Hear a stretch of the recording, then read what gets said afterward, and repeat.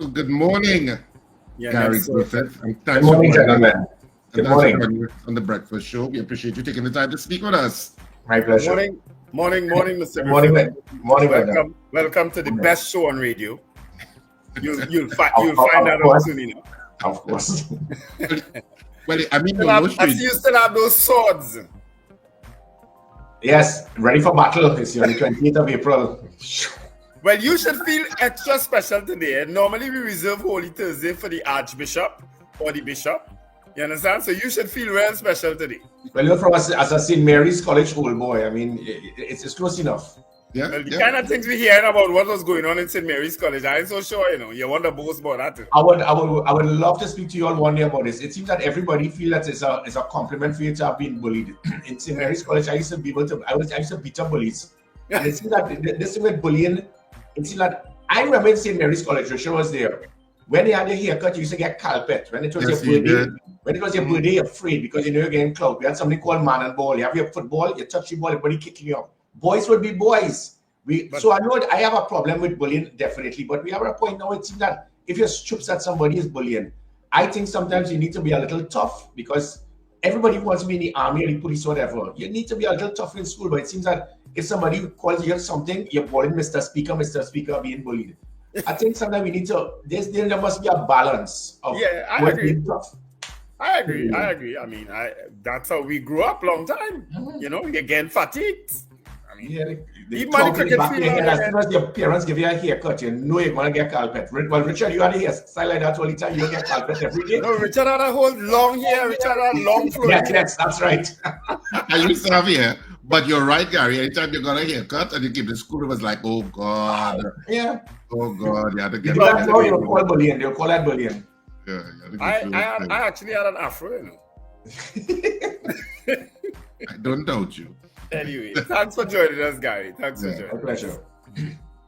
So, of course, Gary, I mean, well, first of all, I suppose we could start with how has the campaigning been going? Because I know it's a busy time for politicians. Heading up to a general election and exhausting time too. How has it been so far for you? Well, I mean, I can't wait for April 29th. It really has been a tough one. The most difficult thing for a campaign for a party that's not aligned to two major parties is funding. It is really difficult. So when we have online, somebody giving you $500 or $1,000, that is a gift. Other political parties, they're getting checks for $5 and $10 million. And that, I think that is the biggest concern that I have in this whole election campaign, the campaign financing. There's a political party, they have been putting $350 to people in HDC in San Fernando West, telling them not to come out and vote because they know they can't vote for their party. They're giving out refrigerators and stores like similar to what they did in La Joquita, Talparo in 2020. I mean, and when it is you have that lack of ethics that you are trying to bribe people for a vote because of the amount of money you have, family households are getting $20,000 to vote for their party. When you have that lack of ethics, you're going to go into government in that same manner. And I really would love to challenge the UNC to state that it is not true. State that you have not been giving money to people in a bribe and hope. That I think it is sickening. And the sad thing about it is that they get this money from contractors who, when they were in government, you put a $200 million contract, it really costs $100 million, so the contractor gives you a $50 million in the back end now as a thank you, but also remember me when you get in government. That is the nastiness of the politics. Is not now almost the reality though? It's strange. I'm hearing you, and I mean I've heard these stories too. Thankfully, I've never experienced it where people almost expect when you go to them now that you come in with something. Yeah, they actually do this, and they actually say where my money. And then like my son was giving out flyers and he said, "Where my money? I want $100 and I'll vote for you." And my son actually told him, "Is that what you are worth? Is that the value of your vote?" And the fellow said, "Well, young Gary, you're right, but I still want money." so and it is sad that some of them, maybe they will accept it and change their vote. Maybe they'll accept it and do like what happened in La Joquita, Talparo. A deputy political leader in the UNC gave away 600 fridge and stove, and they still and they still lost a marginal by 2,000 votes. So maybe San Fernando West is heavy with that. I have a candidate there, and it is littered with that type of unethical behavior of just nasty spending of funds. And those funds really and truly indirectly came from the taxpayers because they're the ones who gave who would have put taxes that allows massive state contracts. So it's a whole nasty recycling. I read, and then there's also another one, Wendell, where gangs are mobilizing. They're paying gangs big money to work with candidates. There's one in Sangre Grande, and it reminds me so much of what happened in Darby O'Meara in 2010, where massive promises were made for gangs to work with me, support me, and I will give you a kickback at the end. Kickback, aka live sport. And we're seeing a replica of this same situation happening in this election. And heaven forbid, if a political party operates in that manner, we are going to, live sport is going to be child's play compared to what we're going to see in 2025 to 2030. Yeah, I should have. But Gary, in terms of the NTA, if we could focus on the NTA now, and of course it's a third party. I looked at, we have discussed previously the whole third party dynamic in a Trinidad and Tobago context. And I know you're not going up for all 41 seats. How many seats is the NTA going up for? Yeah, sorry, yeah. So it's 17 seats, primarily the Trinidad Martins, 2 Port of Spain, St. Anne's East, then the corridor, East-West corridor, Barataria, San Juan, St. Joseph, Tunapuna, Aruca, Lupino, La Joqueta, Talparo, Arima, St. Augustine, Chaguanas East, Toco Sangre Grande, San Fernando West, and Point Fortin. So we are going up for 17 seats, and it is very strategic. We believe that what we have seen with these third parties, whether you want to call them knife and fork party, independent party, vote splitters, call us what you want. There's always room and need for a third party. There will be people who do not want to believe in a PNM till I die and I'm born a UNC and I'll die a UNC. And that is the right of those citizens. There's nothing wrong if 200,000 persons are loyalists to the PNM and UNC. We see it with the Republicans and the Democrats. But how dare you if there's a third party of persons who want another choice? That a political party is accusing them of vote splitters. You're passing out of place. Those votes don't belong to you. Their concern is that most of these votes are usually aligned to the UNC.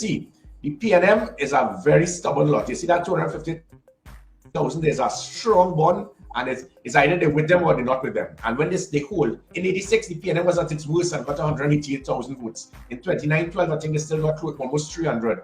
That holds. The 350,000 is where it is you have a lot of the previous ONR, NAR, COP voters. And that is why I am pushing heavy to get those persons to understand there's an option here. So for you to be accusing us of stating that we are splitting the votes don't belong to you. If the person doesn't want to vote for you, it's because they don't want to vote for you and they want to vote for a third party, and that is their right. But what then is the strategy? Because based on the 17 that you just called out for us, 2 of them alone belong to the UNC, which is Chaguanas East and St. Augustine. What then is the strategy for going into the PNM held seats? Well, and also Sawa Barataria, I think. All right, so you're called Sawa Barataria. Sorry, I missed that. It is based on the data that we had from 2007, looking at where we've seen there's a strong support base of those that COP type voters. The closest seat that the COP got in 2007 was Winston Dukran in St. Augustine. He lost by a couple hundred votes to Vassan Barrett. And you can't compare Vassan Barrett to Khadija Amin. So it's chalk and cheese. So St. Augustine is a perfect example. Likewise, in St. Joseph, the UNC and the COP got almost identical number of votes. It caused Kennedy Surat Singh to win. Likewise with Sawa Barataria. So we see that these seats are seats that can be a determining factor to give us some degree of leverage.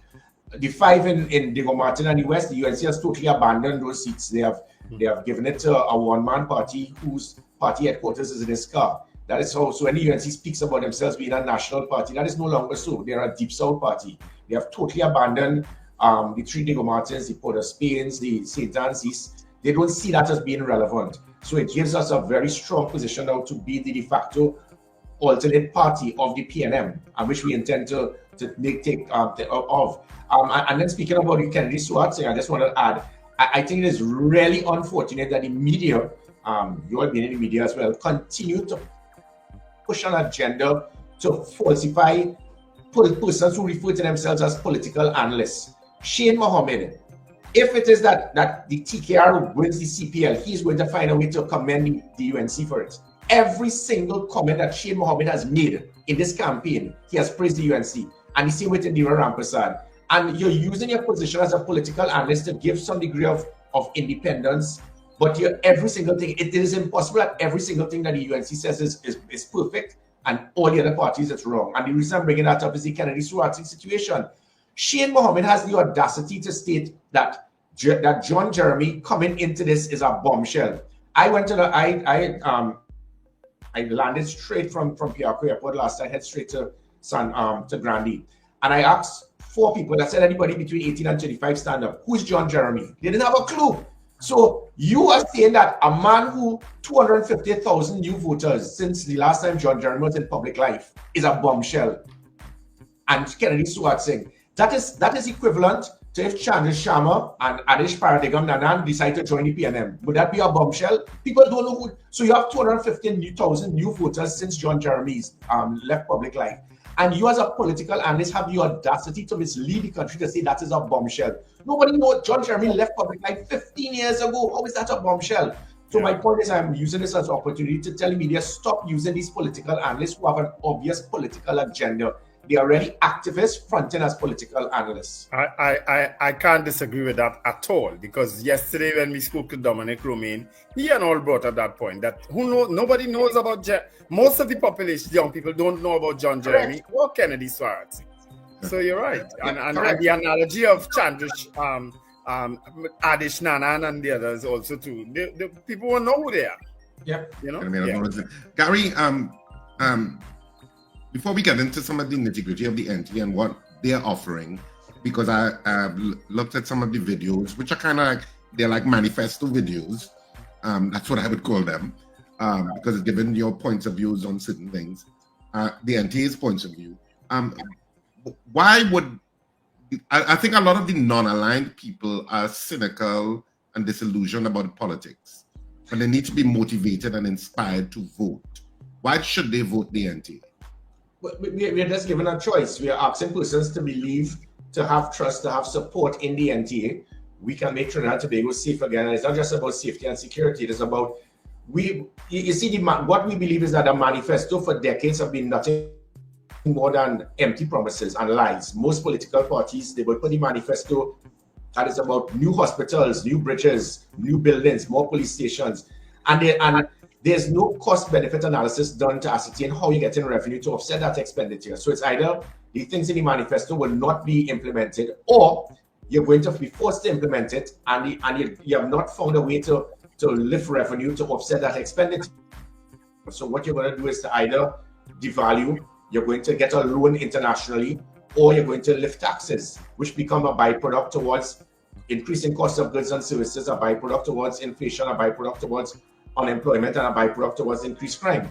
So the manifestos have been, the UNC, for example, they came up with 50 things to improve health. And that was going on Google, find 50 ways to improve health. Everything is going to cost about $100 million. So you talk about $5 billion in promises. And yet there was no cost-benefit analysis, no concept about maintenance, repairs, the demand, the training, the logistics, nothing. But you just throw these things out and let people say, wow, yeah, this sounds good. That is not how you run a country. We are putting it in the same way that I was able to transform the police service. If we could have transformed the police service through using principles of good leadership, accountability, management, measurement of performance, we can transform every arm in the public service. And that is what is required. Finding systems for better management. A CEO doesn't take over a business and then tell the employees, we're going to put new buildings and we're going to do this. No, you're going to find ways to reduce expenditure through minimizing wastage, corruption, mismanagement, incompetence, and utilize those funds now to be redirected into now having extra revenue to acquire the things that would be needed, which is what I did with the police service. I didn't get a cent extra from Minister Inwood, but I was able to, for example, reduce $100 million in overtime corruption in the police service. We had 200 police officers saying they were working 24 hours a day, 7 days a week. Taking that $100 million, I was able to reopen the police marine branch. I was shut down for decades. The gender-based violence unit, body cameras, tasers, pepper spray, dashboard cameras on the vehicles, GPS tracking on the vehicles, Commissioner's Command Center, over 100 different new units, policies, technology that put an end to kidnapping, home invasion, extortion, whilst not asking for a cent. If that could be done to transform an arm in the public service that was seen as the most corrupt and incompetent in 2018, which was 14%, and in 3 years, it went up to 59%, the most liked and supported, and now it is back down to 8%. So it's not the fault of the employees, it's the fault of the employers that be the hierarchy of the police service. Our intention through this roadmap towards transformation is showing that the principles for good governance through proper management is what is required, not boast about new buildings and so forth. May I also add the PNM, for example, in their manifesto in 2020, their manifesto was one thing. They had the sales pitch. We didn't do too well, but we gave you Gary Griffith. I never thought I'd be a centerfold, but I was a centerfold in the PNM's manifesto, and it probably worked. They said, all right, well, we got Gary Griffith from the PNM, so we'll give them another chance. And so that probably that worked in that way, but my concept is not a manifesto. Ours is a roadmap towards transformation. Well, interestingly, because you're talking about resource management, ultimately, in terms of how you achieve or implement whatever it is you want to do. And just a second, I went there. Some of what you're talking about is the big part of your plank, at least from your videos and stuff that you've let out into the public, is the renewable energy and how you manage renewable energy as the NTA.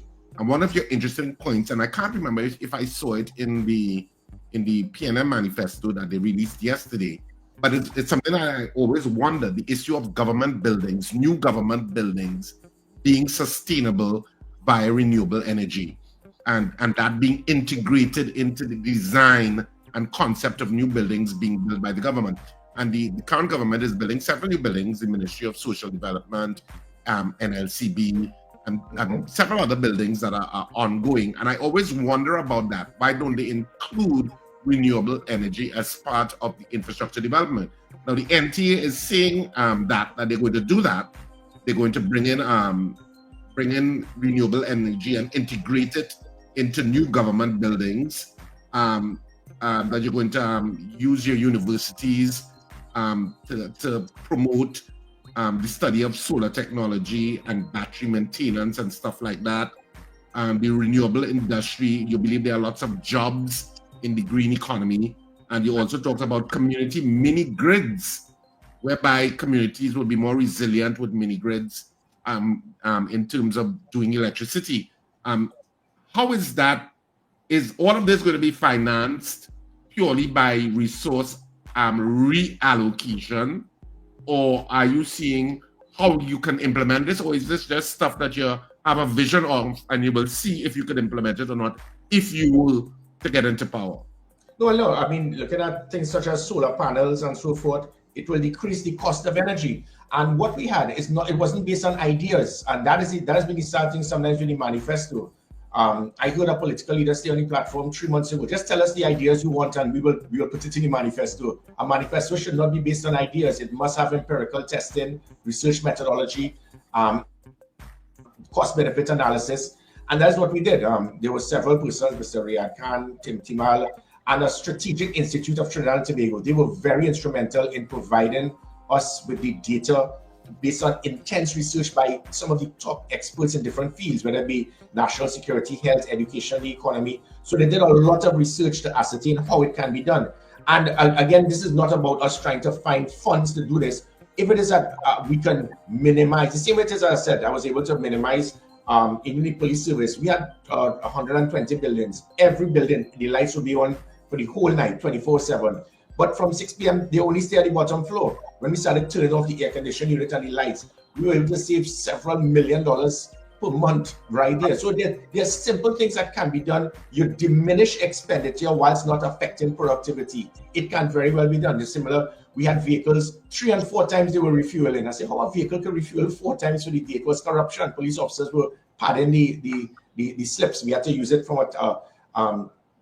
through technology, making sure that a vehicle cannot be refueled more than once every 2 days. So if we put those things in place, we minimize the wastage, and then we can reallocate the resources to provide. Sometimes you would need capital to start some of these projects, and that is true. But the things that you hear about in other manifestos, you're talking about hundreds of millions of dollars for the type of skyscrapers that they want. That's not what we hear about.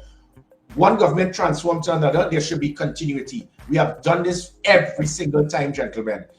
2010 came, shut down the OPV, shut down BLIM, shut down SOT, and then they start all over and they're playing catch up. 2015 came, Eddie Dillon replaced me, shut down the rapid response unit, shut down the community comfort patrol, don't use the damn vessels. That is my point. If the government changes, right, what should happen is that you have a continuation, not just trying to rebrand everything and change everything, and then you're going to have intensified costs, and then with it you're not going to get the returns. So that's how we intend to operate. The government should be run like a business, and businessmen don't operate by just being Vikey and spending hundreds of millions of dollars based on wild ideas. Yeah. Well, in terms of, I want to get into crime because you're big on crime, and of course, crime I think is the number one issue. Big on crime fighting, huh? Crime fighting, and I know crime is one of the number one issues, if not the number one issue, for a lot of citizens across Trinidad and Tobago, and of course, you have a track record for that. And so I want you to get into a sense of how the NTA sees that fight against crime.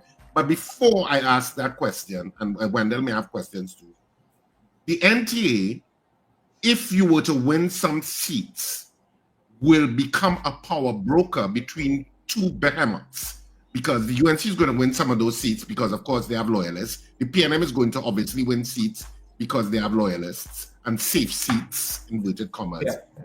Assuming that the NTA wins some crucial seats and is the power broker, have you all, as a policy decision, thought about it, and which party would you support? Yeah. Well, let me give you the answer right now. It will be based on moral and spiritual values. Maybe we will be forced to do exactly what A.N.R. Robinson did. And you will have to remember there was a situation similar to that only once. It was 1818, and the president made a decision based on moral and spiritual values. Do we need to go down that road? Or so there's that, or do we use this as an opportunity to do what Basio Pandey had asked for 25 years ago, trying to form a government of national unity where for the first time, say it becomes 2021, say for example I win St. Joseph and it becomes 2021. Do we take this as the opportunity to try to unite the country? This country has been so divided. I mean, I recall when I was the right hand to Basio Pandey and I'll go in cricket, you'll be seeing Pandey, Manning, Imbert, Carlos John, Yepming, Valley, all of them sitting down. There was camaraderie. They were political opponents, but there was a love. Pandey will meet Patrick Manning at the gate at the Prime Minister's residence for every function, walk half a mile. We're not seeing that anymore. Now you have the doubles and coffee and the bitterness and the anger and the venom and the hatred. It is what has divided the country. And they've used politics based on either race, geographical location, religion. It is stink. It is nasty.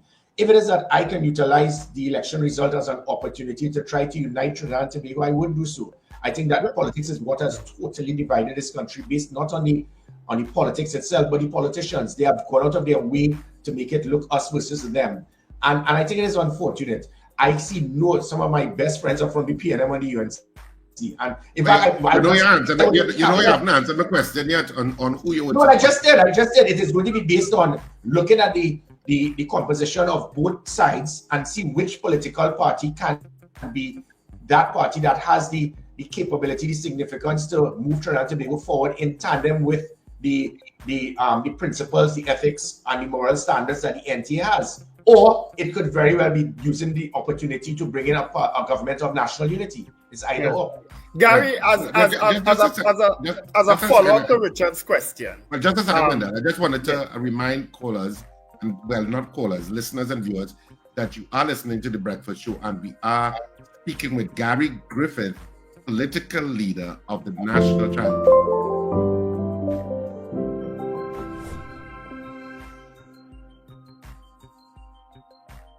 Yeah, as a follow-up, Gary, to Mr. Griffith, sorry, I got both yesterday for that. As a follow-up to You can call me Gary. My name is Gary. My parents named me Gary because my father's name was Gary and we lacked imagination, and my son named Gary. So you can call me Gary. Okay. As a follow-up to Richard's question, we know that you would have had a somewhat strained relationship with the former Prime Minister. At least it's ended as a somewhat strained relationship. What is your relationship like with the current Prime Minister? Well, let's go back to the former. I mean, and we were political. Well, we were opponents. There was a bitterness on it, and it had nothing to do with the individual himself. He and I operated in a very professional manner. When he was chair of the National Security Council, I was the Commissioner of Police. We saw the highest reduction in violent crime in 17 years, and the country felt safer. Crime became the number 4 concern behind health, education, and the economy. Unfortunately, as I said, there were about 200 police officers who have serious issues with my actions in how I was dealing with stopping overtime corruption, police officers blackmailing persons for firearms at stations, using police vehicles. They were able to get to whisper in the ears of other politicians, not the Prime Minister, and they took the bait. And that's why after 3 years, all of the lies and so forth, they realized it was a lie. The Stanley John report and everything, not one person has been arrested, charged, or even questioned based on the lie. So they got set up and the country suffered because of it, and now the criminals have taken back over. What I can say is that after all of that, with all of the sparring between the previous Prime Minister and myself, and I said it, and probably people were upset about it and offended, but probably has been my biggest problem in being a politician. I'll speak the truth. He was the first person to have contacted me and my family when my wife was diagnosed with stage 4 cancer. And that showed a degree of class and professionalism, humility and magnitude for the individual. And I said the same thing happened with then Minister Stuart Young, Keith Scotland immediately. He was the first person, one of the first persons to contact us. Amory Brown, Penelope Beckles, Camille Robinson-Regis, Donna Cox, Foster Cummins, Paris Alwari, you name it, almost everyone. And strange enough, not one person in the UNC ever contacted us. And Nicole was a senator in Kamala's government. So even if none of them wanted to, you will think that the person was a prime minister, and the person was a senator in your government. But again, it shows class or lack of. Probably if Nicole had a different surname and was living in deep south, it would have been different. But that happened. We went there, didn't you? So the previous prime minister and myself, there's no love lost, but I have the full of respect for him. I was disappointed that he took bait easily from Minister Sleepy, who is the person who gave him the false information. The present Prime Minister, in the same way that I can state that Kamala Persad-Bissessar was a very good chair of the National Security Council. She gave me the leeway as the minister to implement so many things, from the National Operations Center, the damming vessels, the Community Comfort Patrol. All of the things that the UNC boasts about is the things that I would have achieved as minister. Nothing before they are accomplished. And she was a good national security chairman at the time. Prime Minister Young, as the Minister of National Security, the man was very good. You notice to be a commissioner of police 2 o'clock in the morning, I scratch my head trying to find out how I could rescue Natalie Pollard or kidnap victims. And this man would be turning up 2 o'clock in the morning. I said, Minister, what you doing here? He had leadership by example. He was there to provide me with the support, the technology, the links with the US. And that's why we put an end to kidnapping. 12 kidnapping we were able to solve. So he was very proactive. So I have the world of respect for him, how he performed as a Minister of National Security with myself as Commissioner. I have the world of respect. You don't have to say this about Kamala, because the first thing you can see will jump and say, you see, you're bigging up Stuart. She did well as well. The difference, however, is that what Kamala did 15 years ago, does she have the capability to do now? She will take about 45 minutes to move from her car to the platform. So I have no animosity with the PNM or the UNC. I just think that the NTA is the party that is more aligned towards ensuring good governance in Trinidad and Tobago. I would sue the PNM for plagiarism. I think the first word that they have on their manifesto is we intend to transform Trinidad and Tobago. So I see that this transformation thing has become a household word by many political parties. So I will send my bill to the Balize House. Yeah, I suppose it's a good point to talk about how NTA sees the fight against crime in terms of their vision in Trinidad and Tobago if you were to win and to be the new government. Yeah, sure. And there's no need to reinvent the wheel. We've been hearing so many fantastic things that political parties want to do. It was all there. The things that we did just 3 years ago, and as Minister of National Security, we have the damming vessels not being used. To reignite the emergency response patrol, the gender-based violence unit that put a massive dent to deal with abuse of women, elderly, and children. The social media monitoring unit, reactivate the special operation response team, which is I actually heard the Prime Minister speaking of exactly what SWOT did. People had a problem with SWOT because SWOT was taking the fight to the criminals. People did not want that. Up to now, not one SWOT officer has been arrested for abuse of authority, abuse of power. Over 70 other police officers from different units have all been arrested and charged, and they haven't shut them down. So understand what took place wasn't because of the politicians, but because of incompetent senior police officers with an inferiority complex. They shut down and dismantled many things. The E999 unit was one. You call 999. Within 5 minutes, you will have a response, because we had GPS tracking on police vehicles, keeping their area of responsibility to ensure you get a response in less than 5 minutes. We had a police app that was the largest app in the country. We had the online reporting that stopped people having to go to stations.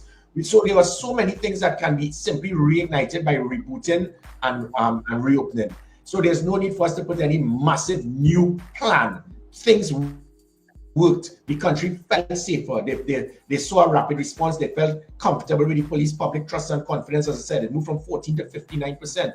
If we do that with every arm of the public service, I heard that the previous Prime Minister said if you could get 10 Gary Griffiths in cabinet once, the country could be better. You don't need 10 Gary Griffiths, you just need to use the principles that the NTA has for good governance, which is that roadmap towards transformation. If we could have transformed the police service, we can transform every arm of the public service using those same principles of leadership, accountability, management, and measurement of performance. Well, the Police Service Commission, connecting to the whole issue of police, they're currently reviewing, I think, 11 candidates for the post of police commissioner. They are down to that. Are you one of those candidates? No, how could I apply to be a police commissioner if I'm a politician? But having said that, I welcome the statement made by the Prime Minister, because it is absolutely ridiculous, the system that is being used. What happened before is that we had international experts, and the international experts are highly qualified persons in law enforcement. That's how Dwayne Gibbs was selected. The politicians got in and they removed Dwayne Gibbs and they brought in Stephen Williams. That was Kamala's standard. They abstained with Marcel Bashir. They wanted Earl Christopher. When I was selected, I got 82%. I got the highest one than anyone else because I was assessed by international experts. Somebody decided to change it and have the Police Service Commission do the assessment. No one in the Police Service Commission is trained, qualified, or experienced in law enforcement. So you're having these civilians try to assess, and that is why Earl Christopher, who didn't come in the top 20 by the international experts when I first applied, came first now, because it is subjective. 50% is all of the different things, how to build a Rubik Cube and all kind of nonsense, and then 50% is an interview. So it just took one person in the PSC to say Earl gets 49 out of 50, everybody gets 20, and Earl comes first. That has to be removed. You cannot have Police Service Commission be the ones who are doing the assessment. They can assess the commissioner after he or she is appointed, because there's a list of 75 different things: delivery of finance, public trust in the police service, public trust in the commissioner, crime statistics. They can do that, but they must not be the ones to be involved in the assessment because they're not trained in it. And I think that has been the biggest problem. Yeah. That's a very valid point. But do you think that the Prime Minister, under the current construct, Parliament approves the Commissioner of Police, and of course the Prime Minister can veto, and whoever is the Prime Minister really controls it in a sense from a practical point of view. Do you think that we should move to a point that once the selection process is robust and independent, that agency is the one who appoints it and it should be devoid of political? No, I don't agree with it. Political arm should always have a say. I don't agree with it, and this is my opinion. Here in New York City, do you know who selects the commissioner? The mayor. Within 24 hours, he or she selects the commissioner, and it happens in most places in developed cities. Reason being, and this is why it is, there must be some degree of political involvement. You can't have other persons in an independent body select probably the most critical arm for law enforcement, and then if he or she fails, the same public is going to blame the government. So whoever is the government must have some degree of input, because the concern we always have here is that sometimes the government could be so biased that they are not impartial, and they will select somebody who would deliberately try to manipulate something to arrest political opponents, which is what even one political party has already earmarked certain individuals to be commissioners of police to help them in their agenda to target political opponents if they move into government. That has been the problem. Immaturity by our politicians. But we can't allow immaturity by our politicians to override the fact that the government's primary task is to provide safety and security for our country. How could you say their task is to provide that, but they must have no say in the person who holds the most powerful position? There must be some degree. They must not have involvement to totally take control. But if you have that independent body of experts, which is what happened with Penn State, KPMG, and so forth, they bring the merit list. The government has to come really good to justify, let this person comes first. I don't want this person because of ABC, XYZ. but the government must have some degree of involvement. That is my personal view on it, because if things go bad, it's the same country that is going to blame the government, and rightly so. Yes. I mean, I know you're willing to take some calls, right? Yeah, sure. So I mean, we will open up the lines. Wendell, you have any question? I just wanted to ask you though, before Wendell asks his question, which I am doing constantly. Same when how's Nicole? Because I know that must be, you know, it's a stressful thing dealing with health issues. Yeah, how are you managing that? Yeah. Trying to balance it. She is doing well. Thankfully, the medical facilities we have here in Trinidad and Tobago is second to none. She did the surgery to take out the tumor in the back of her head. The doctors here did an excellent job. I did ask them, I said, when you go in there, there's a part for wives called the arguing part of the brain. If you could try to find it and take it out. Take it out. They did find it, but it was in a little safe in a vault, and they couldn't get the combination. You know why? Because it's all over the body and not just in the back here. All over the body. Apparently. So that didn't work out too well for me. But other than that, she is doing well, and she's actually returning tomorrow. Oh, that's great. That's good. Great to hear. I just wanted to, well, I don't know if we have a call, but Dean Allen asked a question about your opinion on what has happened with the current Commissioner of Police. Pertaining to what in particular? In particular to the charges that have been, they haven't charged her, but the charges that they proposed to well, the height of irony, I was being accused of something when I was never a person of interest, I was never a suspect, I was never questioned.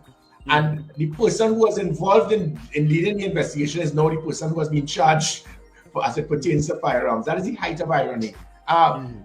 It is hoped that it can be dealt with as quickly as possible. Obviously, it is going to affect the image of the Trinidad and Tobago Police Service. It's easy for us to say no one is above the law and so forth, but it's really something that we need to rectify as quickly as possible. My personal view on this is that we have to change this whole system with the Police Complaint Authority. They are toothless bulldog. I have worked closely with David West. He wants to clean up the police service. He cannot, because all it takes is that we have a report, we send it to him, he will send a recommendation, and it will stay right there because himself unto himself. This person is my batch, I will leave that right there.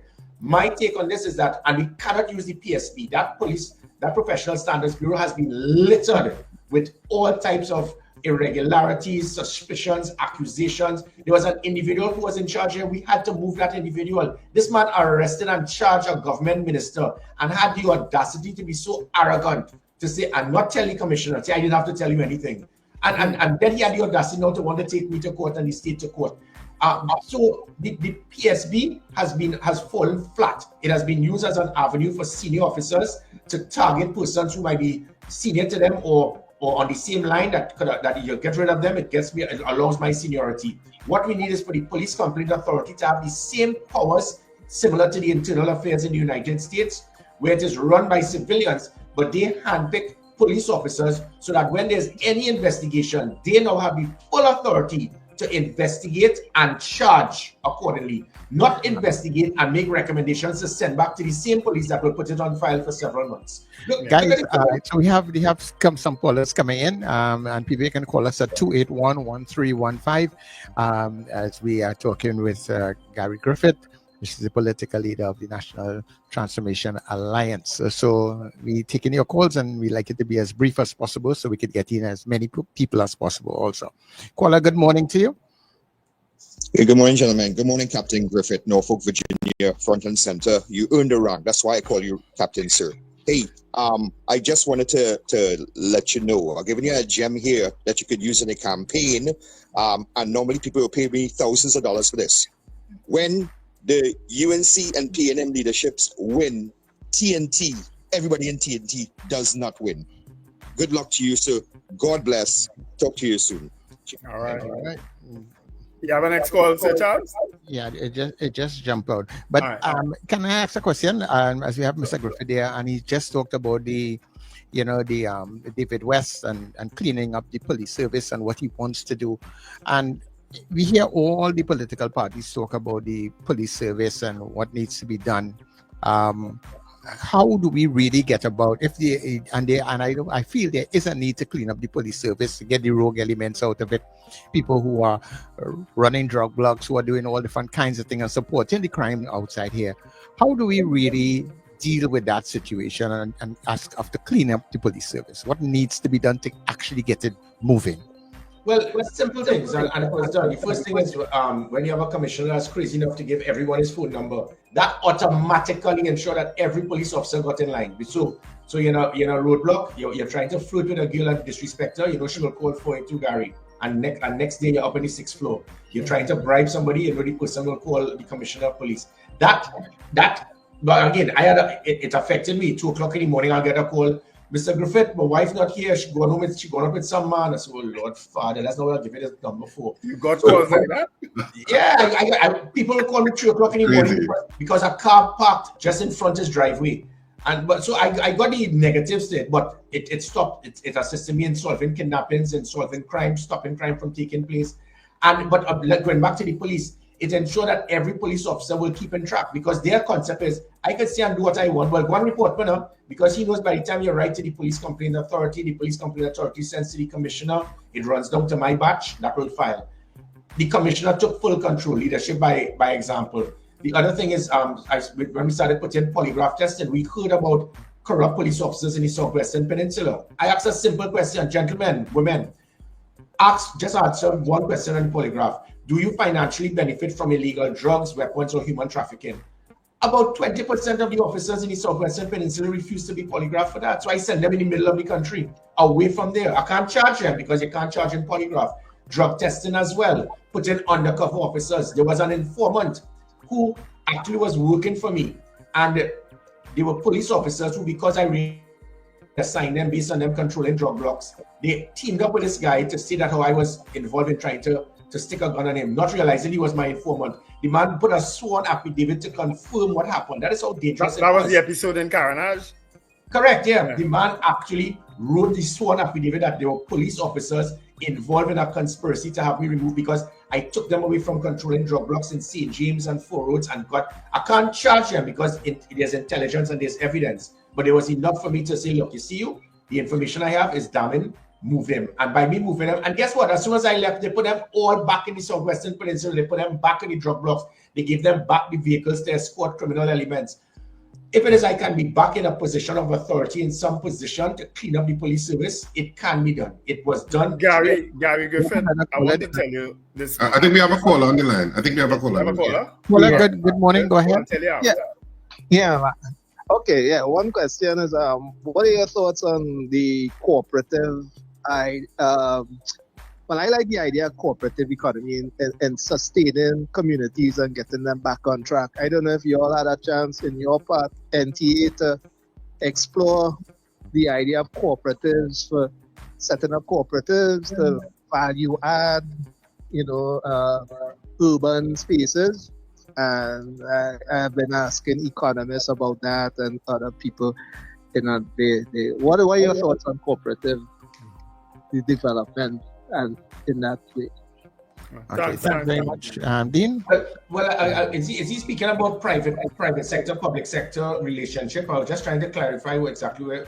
I suspect he is, because he is.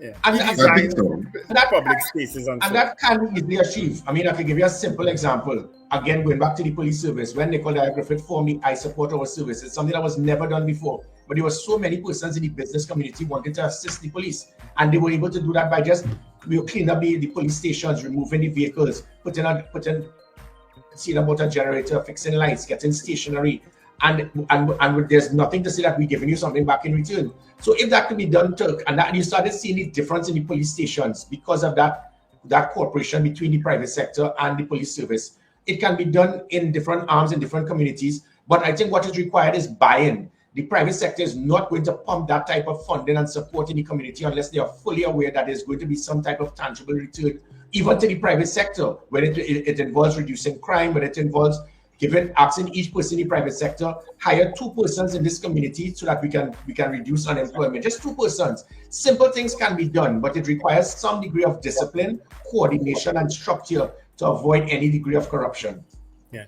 Now, Gary. Now, the worst has been said by some of the people who are now mollycoddling with the current opposition leader Kamala Persad-Bissessar, Ansel Roger, Jack Warner, Philip Alexander. I mean, even you would have critiqued her and joined her in the last local elections, but thankfully you're not in there anymore. I'm zeroing in on Philip Alexander in particular, because both of you all have also had a running war of words. What do you think of the specter of him becoming a minister in the government if the opposition wins? Well, I mean, Wendell, my biggest concern again with the UNC that caused our situation to be untenable is the fact that it is not just Philip Alexander. You have seen my style. I mean, I think my biggest problem as a politician is that I will not lie. I will be honest. When it is I exposed live sport, I was in Parliament as a Minister of National Security with the data, and the other 29 MPs are saying long live live sport. And I'm saying, but this thing has been instrumental in killing 40 people.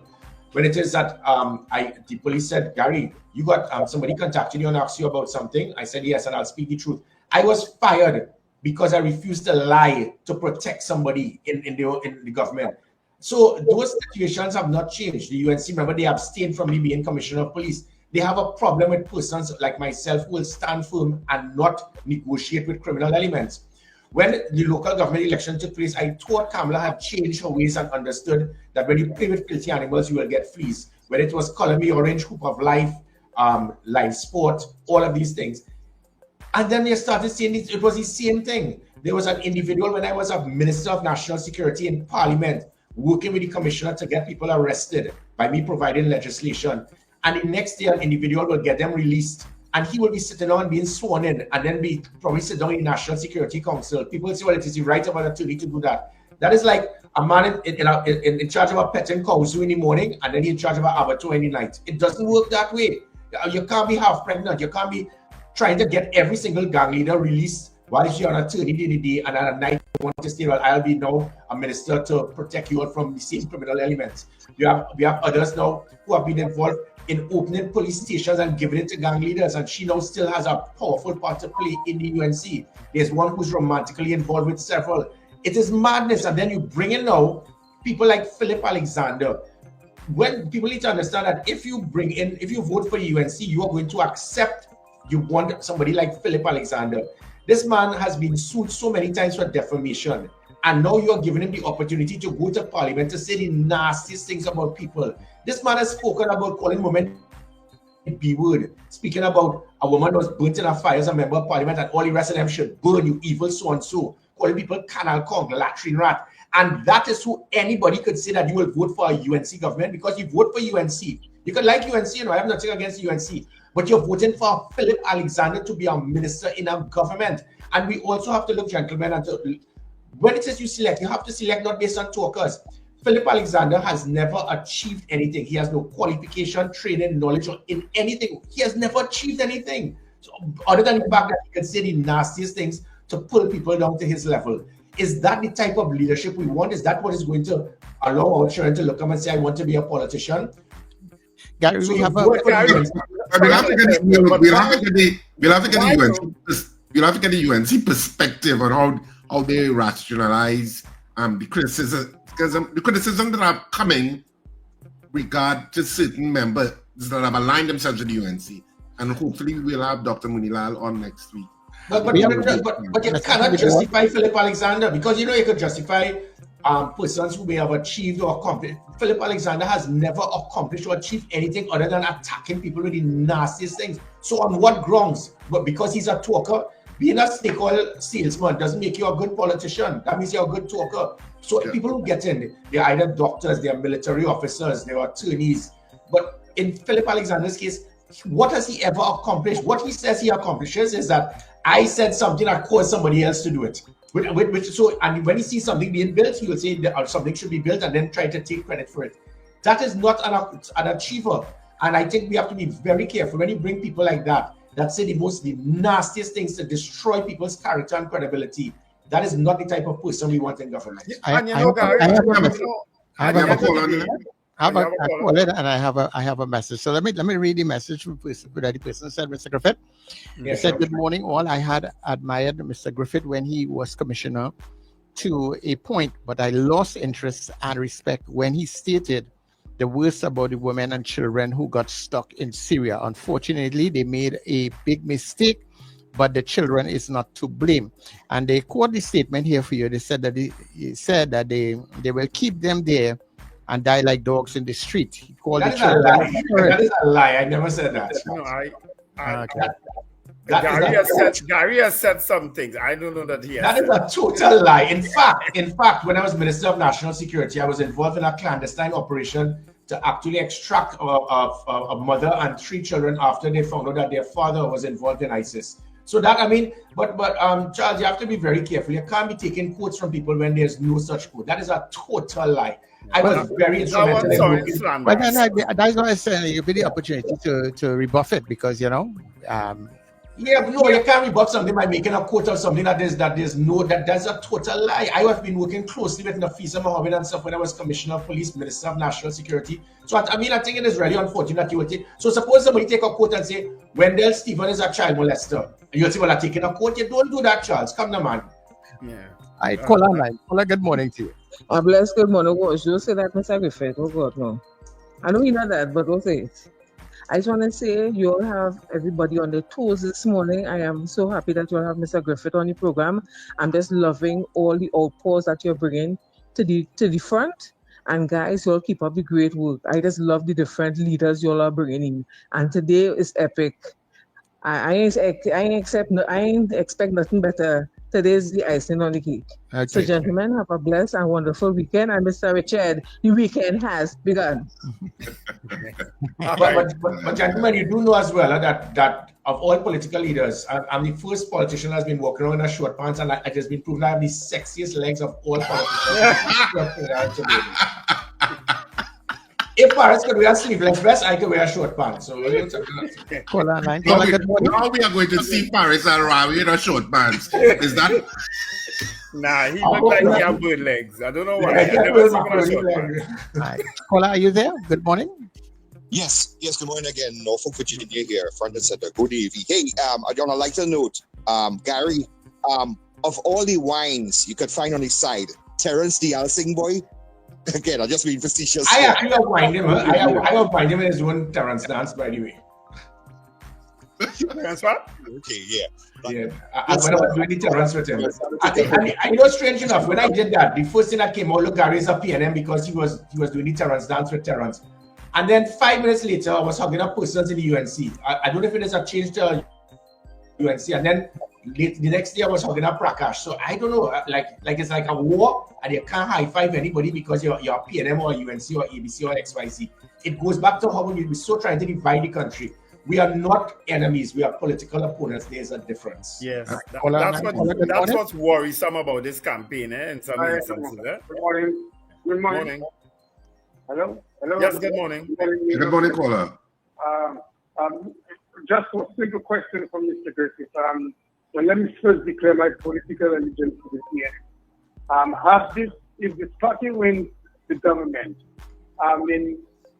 given a second, third, or fourth chance, would you consider serving as someone in national security? Because I have observed the operation when you were there, and to me, you did some good results. And I would honestly want to see you back in that position. And again, once again, my prayers for your wife. I've been following her on Facebook, and I hope that she gets better, and wish her well, and you and the family hold strong.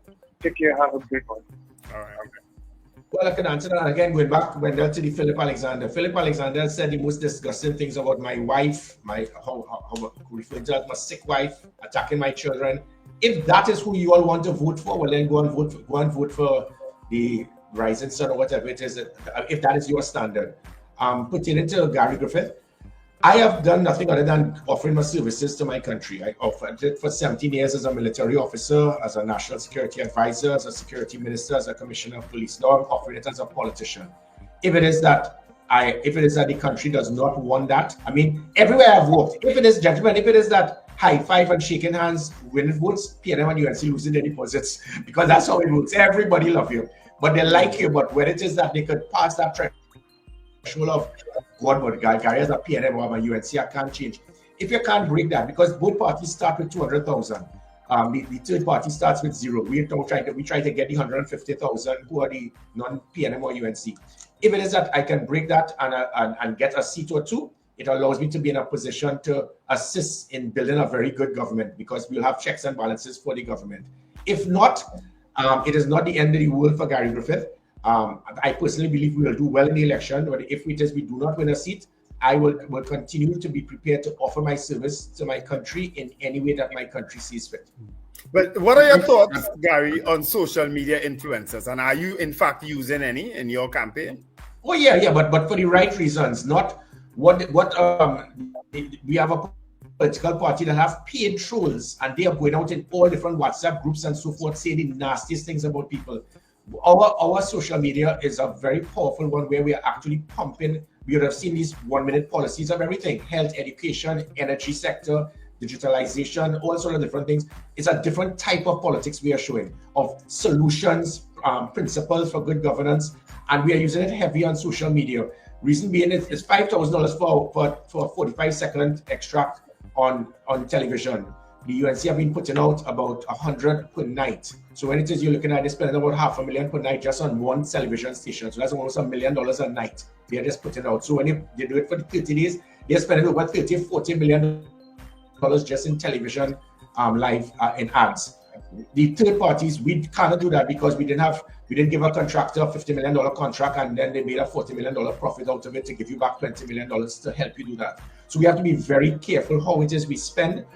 Social media is the best avenue, and it is working, but we are using social media to provide solutions, not being used as an avenue to try to destroy and undermine the credibility of others. Richard, you have a question? No.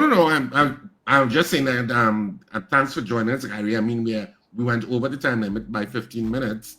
I don't know if we have any calls waiting, or if we can close off the interview, Sir Charles. No, we don't have any right now. Right. We'll give Gary the last words. Yeah, give me the last word, Gary. Well, gentlemen, all I ask for all persons, politicians have gone out of their way to make this a very nasty election campaign. It can very well, and hopefully it doesn't become violent.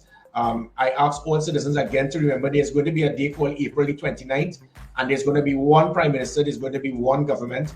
I was thankful that CARICOM will be sending observers there. I was disgusted that a political party would cast aspersions to question the transparency and the independence of CARICOM by stating that they may be linked to a political party. You do that and suppose you become prime minister, how are you going to face that same CARICOM? Because just 3 weeks ago, when CARICOM actually spoke about dealing with illegal firearms, she saw that as a PR gimmick, but you want to work with the same CARICOM if you become prime minister. Thankfully, there's going to be a degree of transparency now, so that come April 29th, you're not going to hear political parties milli-vanillion and blaming it on the rain. Hearing excuses for 5 years after you lose, it affects the country, it affects productivity, it can affect an economy, investment, by questioning the legitimacy of that political party getting in government. So whoever is there, let us give them that support. Hopefully we will have a part to play in it. If not, we will be there to support whoever is in government. All right. Thank you, Gary. Thank you so much, Gary Griffith, for joining us on the breakfast show this morning. And of course, maybe we might speak again, maybe just before the elections, and of course, certainly after the elections, to get your point of view on you notice how we're blue today, right, Gary? You notice how we're blue today? Yeah, it's looking good. And I'm not the UNC blue. Yellow is the code, but we are blue. Mad people behavior. That's the only objection to that they should.